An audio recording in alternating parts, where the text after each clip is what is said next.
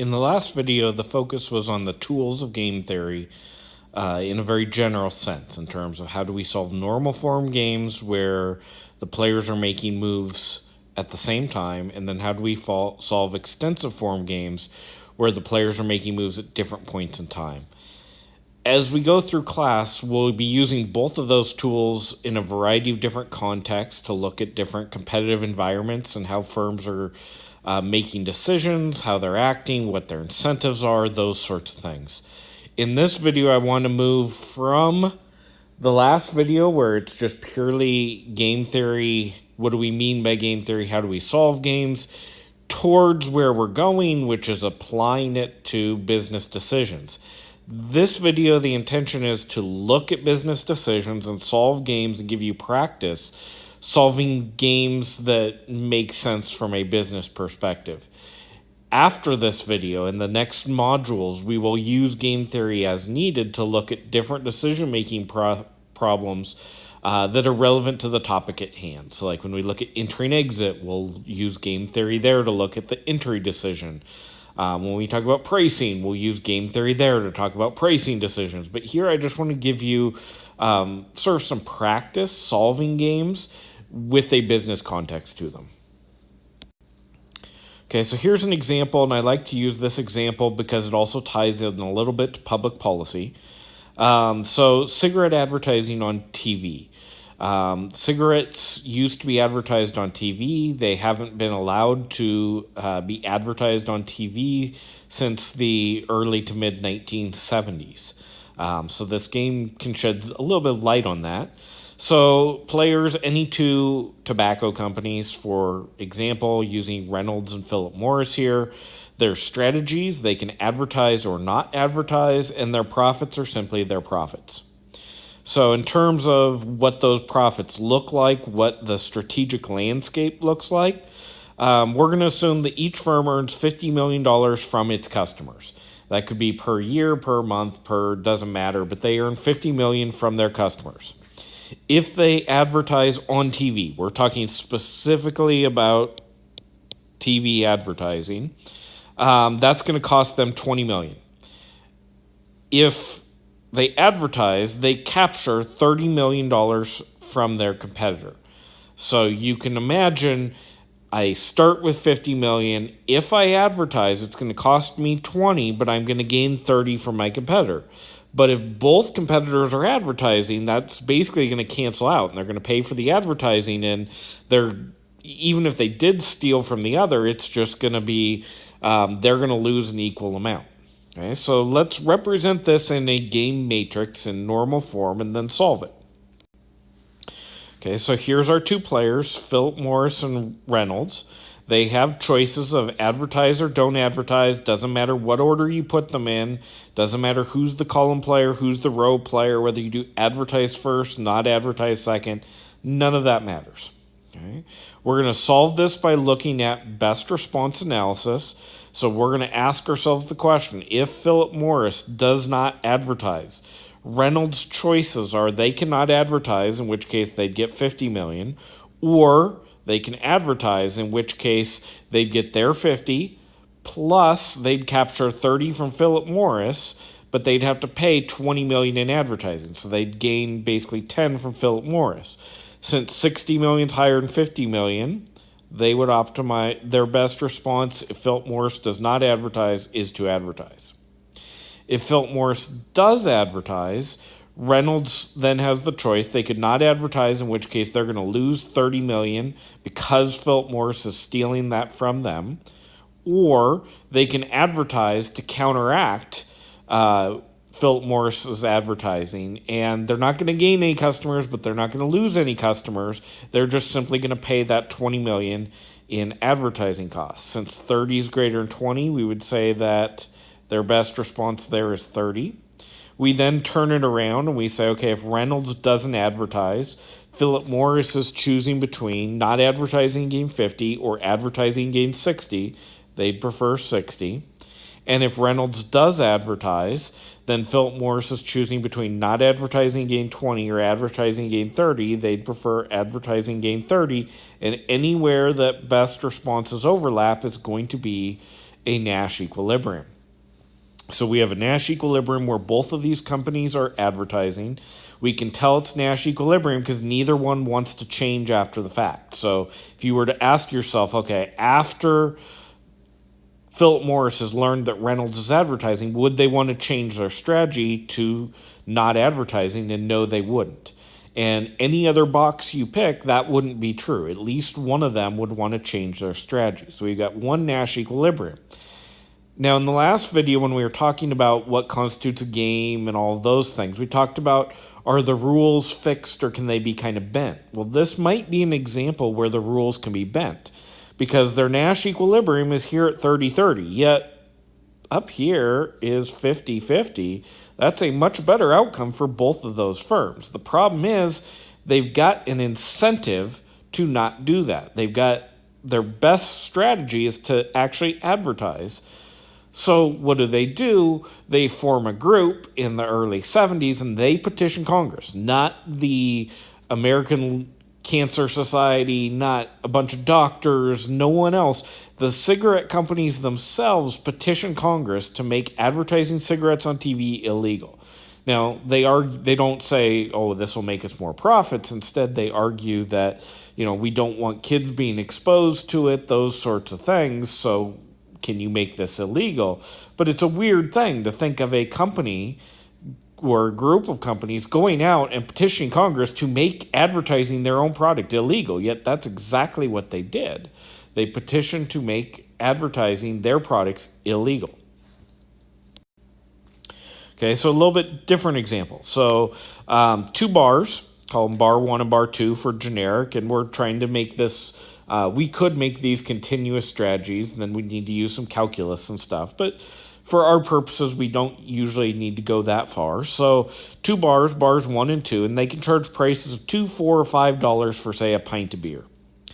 The customer base is 6,000 tourists who pick a bar randomly, whatever's closest to their location. They flip a coin, however you want to think about that.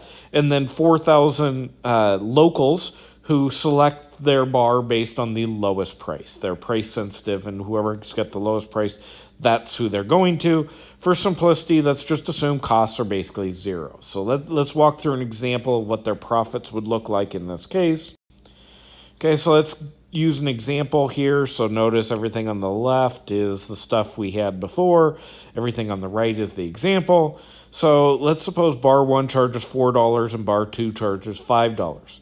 Bar 1 is going to get half of the tourists. Each bar is always going to get half of the tourists. They're just randomly picking, and so 50% of the time they're going to end up at one, 50% of the time they end up at the other. Plus, they're going to get all 4,000 locals because they're the low-price bar. So their total earnings are going to be 7,000 customers times $4 each, $28,000. The other bar is going to get their share of the tourists. They're 50% of the tourists. They're going to get none of the locals because the locals go to the low-price bar and they're not low-price. So they're going to end up with 15,000. And we can do this for every possible combination of those three prices, and we can generate the following. Okay, so here's all of the possible outcomes for prices of 2, 4, or 5 across the different bars. Now, no matter how big these tables get, we're simply looking for best response. So if we're bar 1 and bar 2 chooses a price of $2, our best response is to charge a price of $5. If bar 2 charges a price of $4, our best response is to charge a price of $4. And if bar 2 charges a price of $5, our best response is to charge a price of $4. We then go through the same process, reversing it. So now we're bar 2. If bar 1 charges a price of $2, I can get 15 is the best I can do by charging 5. If bar 1 charges a price of $4, I can get 20, and that's the best I can do.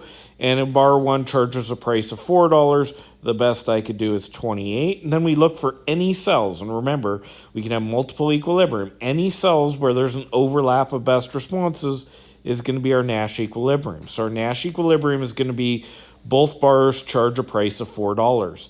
And you could go through and you can verify neither bar would want to change their price once they learn what the other one is doing. So you get the best response, or you get the Nash equilibrium conditions satisfied. Okay, another example. Two airlines. They've already set their prices. We'll talk about airline prices in a minute. But they're competing on departure times.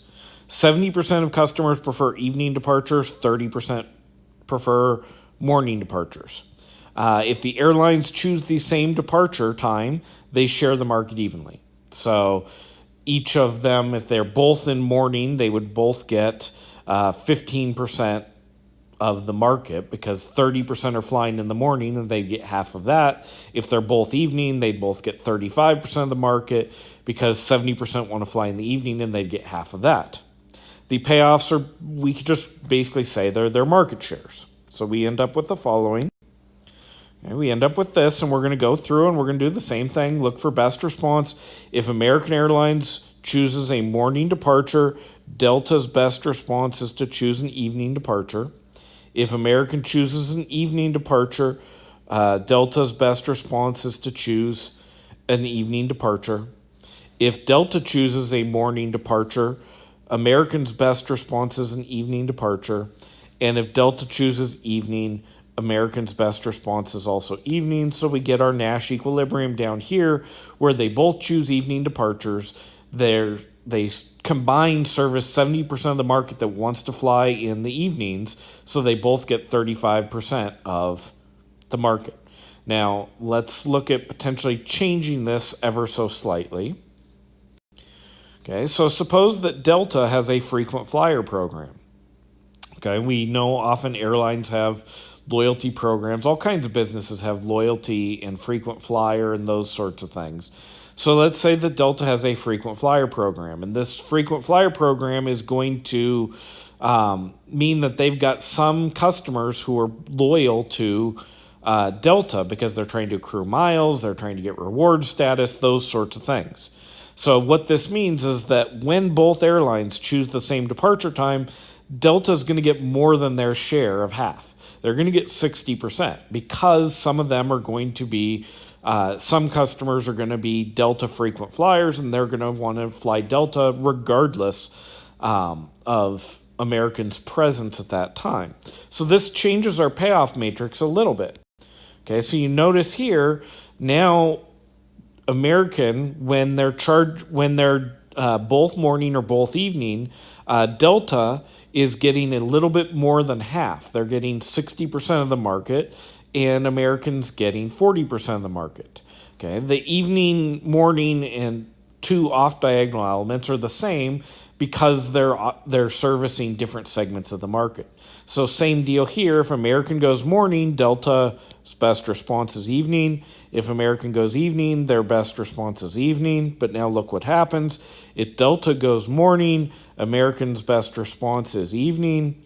And if Delta goes evening, American's best response now is morning, and our Nash equilibrium flips over here to Delta's going to service evening, American's going to service morning. They're going to service 100% of the market, and they're not going to be competing in terms of when they offer departures. So that frequent flyer program, and this will be a recurring theme as we go through different topics. Frequent flyer programs, price matching, all of these things are game theoretic tools that help them achieve a better equilibrium for them. So instead of being stuck at the 35-35, Delta leverages this frequent flyer program to get 70% of the market. Okay, so another example. Change in the airline game to a pricing game where they're choosing price. So there's 60 potential passengers. Each passenger is willing to pay up to $500 for a plane ticket. There's another 120 passengers that are willing to pay up to $220. So stereotypically, the first 60 might be business travelers who need to get to a given location by a set time, and the others are leisure, vacation travelers who are a little more flexible in terms of when they fly there. The cost of flying the passengers is $200 per passenger. The airlines must choose between a price of $500 or a price of $220. And again, we could go continuous where they can choose anything. It doesn't change the analysis. It just makes the math a little more challenging. If equal prices are charged, the passengers are split evenly. Otherwise, the low price airline gets all the passengers. So one way of thinking about this is the airline has a margin, and that margin is either going to be, if they price at 500, it's going to be 500 minus 200, or if they price at 220, it's 220 minus 200. So their margin's either going to be $300 or $20 times however many passengers they're serving. So based on that, we get the following table. Okay, so here's all the different combinations of what price they charge and how much they will earn. We do the same thing for American. If they go with a high price, Delta's best response is to go with a high price. If American goes with a low price, American's best response is to go with a low price. If Delta goes with a high price, American's best response is a high price. And if Delta goes with a low price, their best response is a low price. So notice that we have two Nash equilibrium here, and they're best off splitting the market and charging the same price. So here's an example, and again, we'll come back to this later. Here's an example where a price matching policy might make a lot of sense. If I want to always have my price the same as my competitors, one way of doing that is matching the lowest competitor's price. Again, we'll come back to that. Okay, now all of that's been done where they're choosing things at the same time. But we end up with airlines, in particular the airline market. They're very consistent in terms of the way they announce prices, and they tend to stagger the timing so that they can help, excuse me, so they can help facilitate their preferred outcome, is they don't announce prices at the same time. Okay, so another example of a game, but this time let's do extensive form just so you get a little practice there. So consider a game where you get two players, an entrant into a market, and an established firm that's already in the market. The entrant has a choice of enter or don't enter. The established firm, the incumbent firm, has a choice of fighting entry, meaning responding, lowering price, trying to, prevent as much entry as they can, or being accommodating and not really trying to dissuade others from entering the market. Payoffs with no entry, the entrant makes 0 because they didn't enter, and the incumbent makes 100. If entry and fight, both firms lose 50, so they're literally at negative 50. And if entry and accommodate, both firms make 50. So if the firm, the entrant or the established firm doesn't fight, they're going to lose some profits to the entrant. Their profits going to go from 100 down to 50. If they fight, they're going to lose money, but potentially, and we'll deal with this later, potentially it might cause firms to not want to enter. Okay, so here's this game in extensive form because the entrant is choosing first. They choose in or out, and then the incumbent is choosing fight or accommodate. Okay, so we solve these games through backward induction. We start with the last player that is making a move. So we start right here, and this is the incumbent, and they can choose to fight and get negative 50 or accommodate and get 50, so we can eliminate fight. And then through backward induction, we go to the decision-making period before, and if this was really long, we'd just keep going. Now the entrant is choosing stay out and get 0 or come in, knowing the incumbent will accommodate and get 50, so they're going to eliminate out, and this ends up being our Nash equilibrium. Now, when we come back to this, the next time you see this exact game, we'll be talking about, okay, is it worth losing 50 in the short run if in the long run you can prevent all kinds of firms from wanting to enter this market? Okay, so again, this video has just been trying to give you practice applying the different models to business decision making. From here on, we're going to be focused on particular strategies, particular situations, and we'll be using game theory as needed.